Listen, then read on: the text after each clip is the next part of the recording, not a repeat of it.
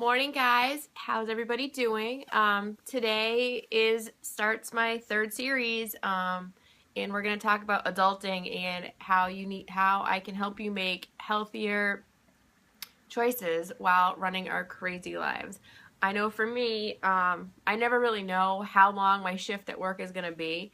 I'm scheduled for 8, but I often volunteer, or when I'm asked, I usually say yes to staying for at least a 12-hour shift. I haven't really done anything longer than that lately, but still, there's a huge difference between an 8-hour shift and a 12-hour shift.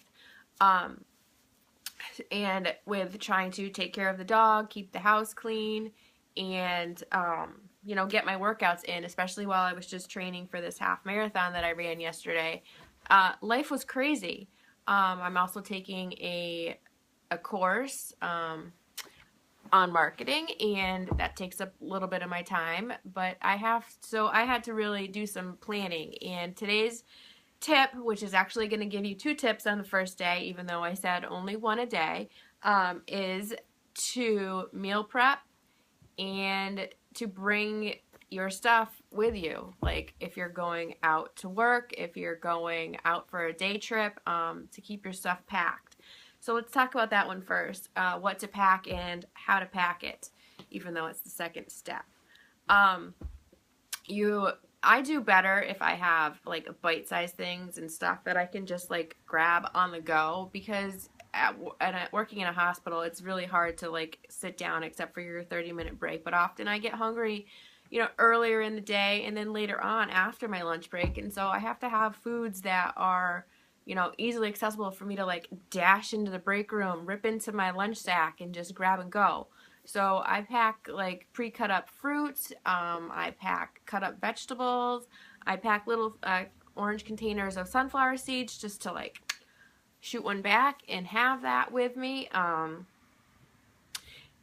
make protein balls that are just like quick little sweet snacks for, that mid-afternoon sugar craving that I get, instead of running out for a coffee or, chocolate from the vending machine. I'll have a little protein ball that'll give me a little burst of energy to get through the last half of my shift. There's so many options out there. You just have to prepare. And so that is tip number 2, is your meal prep. How we personally do it here, Jay and I, is basically he does all the cooking and I pick out the recipes. But we like to make bigger portions of our dinner, and then we use that for lunch the next day.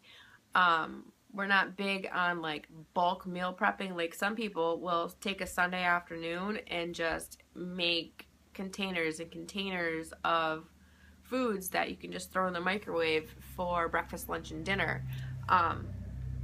That didn't really work for us because we would never really want whatever food we'd already made. So we make something fresh every night for dinner and we take it the next day for lunch, and that works out well for us. Our breakfasts are usually egg cups, or sometimes I'll bring a container of oatmeal to have when I'm at work, or I just have my shake in the morning. But there's so many options out there. There's recipes on my website, there's Pinterest, there's Google.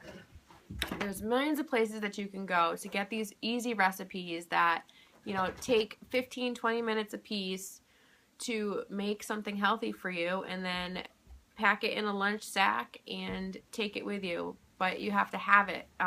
You have to do the work to see the results. So those are my 2 tips for today, and I hope they have helped you. Later on today, I'll be adding this into a blog with a few extra tips that I didn't mention in here. So stay tuned for that later. And I hope you guys all have a great Monday. Keep it up, guys.